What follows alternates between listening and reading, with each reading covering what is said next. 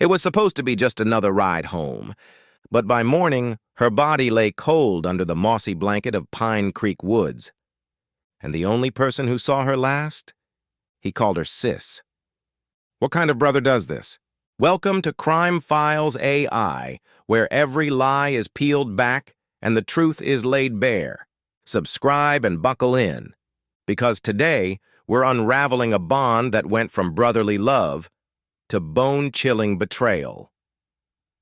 Aryana Bledsoe was 21 years old, a nursing student at Western Heights College, known for her huge smile, love of sci-fi books, and passion for caring for disabled kids. She didn't have much raised in the foster system, but she had one constant: Marcellus Kane, the boy who entered her life at age 9. Not by blood, but by every measure that mattered, he was her brother.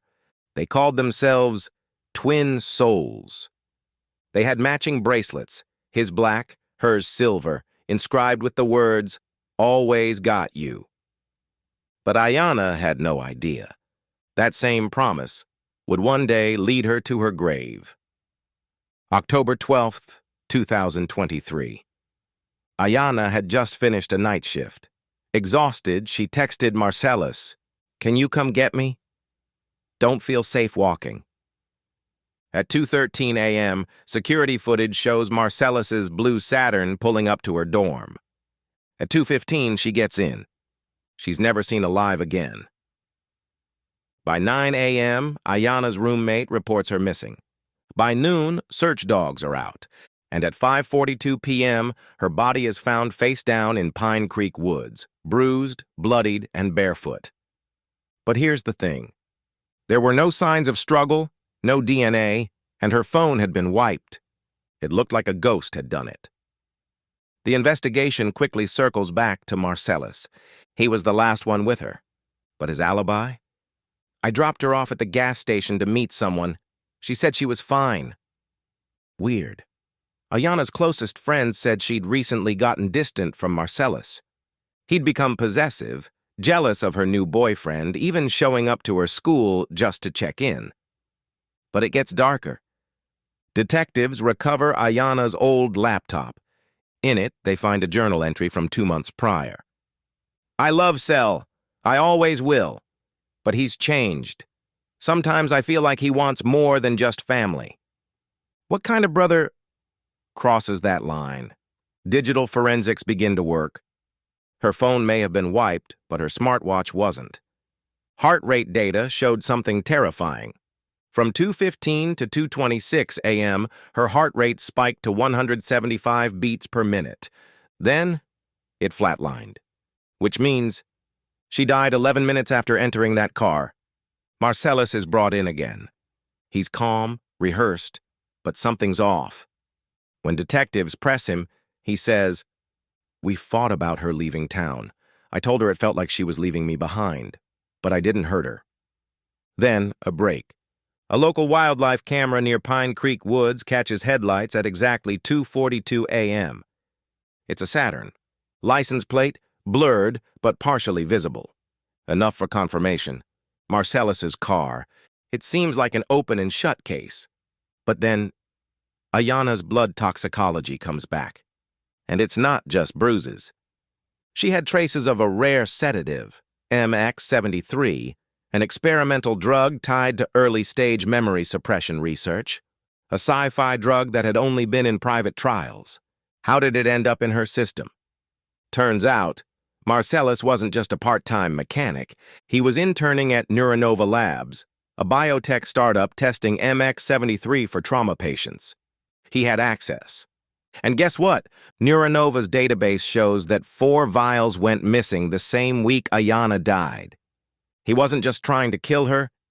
He may have been trying to erase her. With the evidence mounting, Marcellus is arrested. In court, he breaks down, says he just wanted her to forget the pain, that she deserved peace. He pleads guilty to manslaughter and tampering with evidence, but not murder. The sentence? 12 years. The courtroom gasps. Aryana's mother collapses, and outside, candles are lit. Photos held high, a banner reading, Justice for Aryana. Blood isn't always thicker. But just when you think it's over, another twist bubbles beneath the surface. Because one of the vials of MX73, it was never found.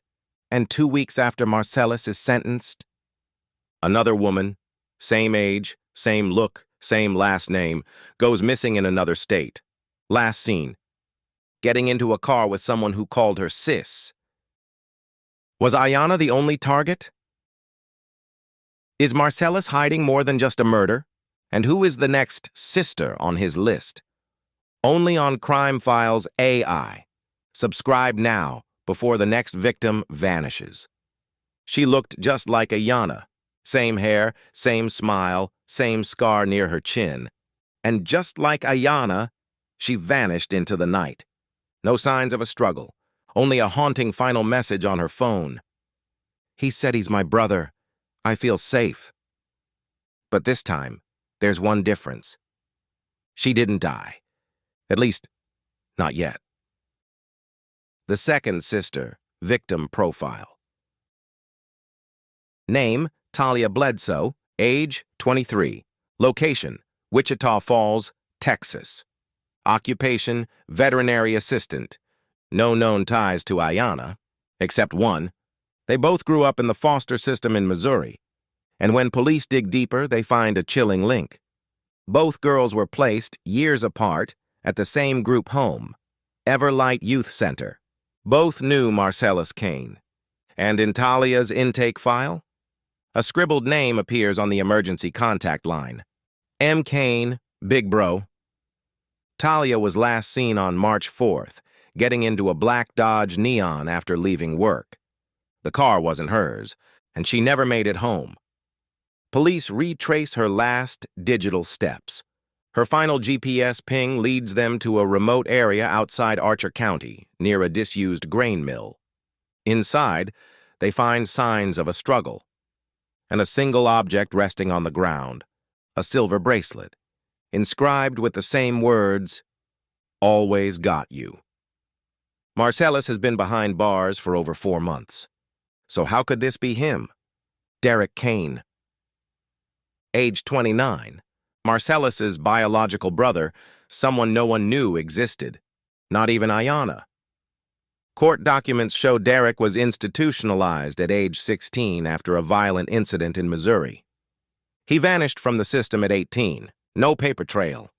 Until now.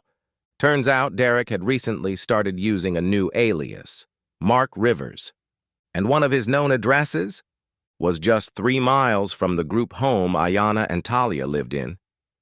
Even more disturbing, he had visited Marcellus in prison twice. Police confront Marcellus with the new findings. At first, he stays silent. Then he smirks. "If you think I'm dangerous, wait till you meet him. I tried to stop him once. He said she was his first." Detectives realize what they're dealing with isn't just one murderer. It's 2 brothers, one behind bars, one still out there.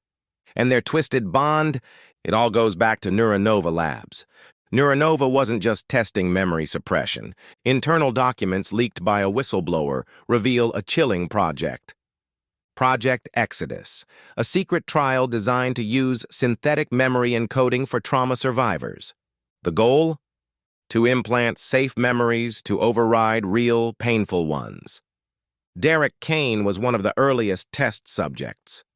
They tried to suppress his violent past, but instead, it mutated him. He didn't forget his trauma. He started recreating it, again and again, with new sisters, new victims, and Talia was next. In a harrowing midnight search, drones scan a 10-mile radius of Derek's last known GPS ping. At 3:47 a.m., a heat signature is spotted near the edge of a storm drain. Inside, barely conscious, is Talia, dosed with MX73, but alive. She's airlifted to the hospital, and just before sedation kicks in, she whispers, "He said, I was the last." The last of what? In Talia's blood, doctors find a hybrid variant of MX73, one that was never approved for testing. Neuronova swears they shut down their operations. But a hidden server on the dark web reveals otherwise. A chat log under the handle at Exodus 1 posts a chilling message. She was the last. The real sister is still waiting. The others were just rewrites. The real sister? Who is she? Where is she? And what if the brothers weren't just working alone? Marcellus may be behind bars. Derek may be on the run. But what if they were only the beginning of something bigger? What if every sister was part of something designed? A program. A pattern. A plan. In Part 2, we'll uncover the identity of the real sister and the horrifying truth behind why they were all chosen. Until then, subscribe to Crime Files AI, turn on notifications, and tell us what you think is going on. Because this story is just getting started.